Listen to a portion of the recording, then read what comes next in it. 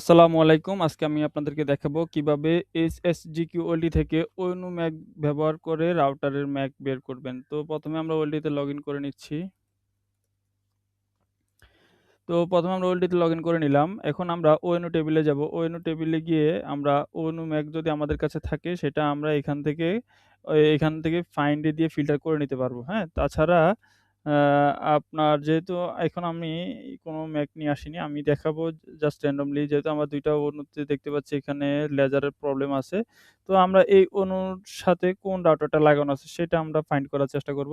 তো ১ নাম্বার পয়েন্টে ৩ number অণুতেই problem আছে। তো আমরা ১ নাম্বার পণের ৩ নাম্বার অণুতে কোন গ্রাহকের রাউটারটা লাগানো আছে। তো আমরা এটা ফাইন্ড করার চেষ্টা করব। ১ নাম্বার পয়েন্টে ৩ নাম্বার অণু। তো আমরা অ্যাডভান্স সেটিংস এ ক্লিক করলাম। অ্যাডভান্স সেটিংস এ ক্লিক করে MAC অ্যাড্রেস টেবিলে ক্লিক করলাম। MAC অ্যাড্রেস টেবিলে ক্লিক করার পর এখানে পন MAC অ্যাড্রেস টেবিলে ক্লিক করব। তো আমরা জানি যে MAC অ্যাড্রেস টেবিলে সবসময় রাউটারের MAC থাকে।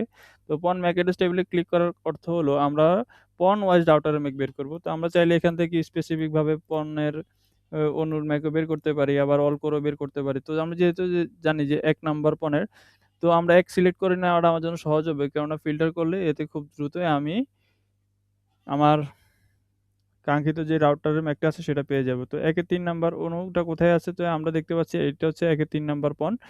তো ১ নাম্বার পণে ৩ নাম্বার অণুর এগেইনস্ট এই রাউটারটা আছে। তো এটা হচ্ছে রাউটারের ম্যাক। তো আশা করি আপনারা খুব সহজেই বুঝতে পারলেন কিভাবে ONU ম্যাক ব্যবহার করে রাউটারের ম্যাক অ্যাড্রেস বের করা যায়। ধন্যবাদ। আসসালামু আলাইকুম।